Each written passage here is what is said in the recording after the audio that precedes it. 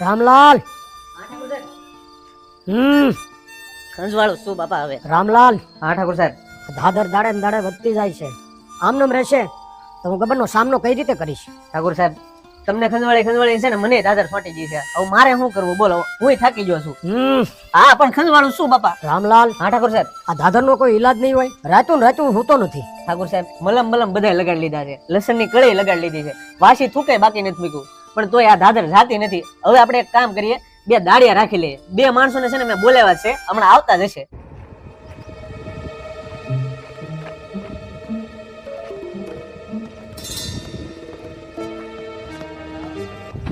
ઠાકોર સાહેબ, અહીંયા અમને હુકામ બોલાવે ઈ તો કયો. રામલાલ. જી ઠાકોર સાહેબ.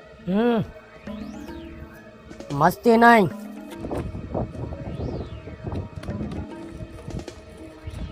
કામ હું છે ઈ બોલો ને. કામ કાંઈ નથી. ઠાકોર સાહેબ ને છે ને દાદર છે, એને ખંજવાળવાનું છે, અને આ છે ને એનું એડવાન્સ છે. તમે અહીં અમને ખંજવાળવા બોલાવ્યા છે?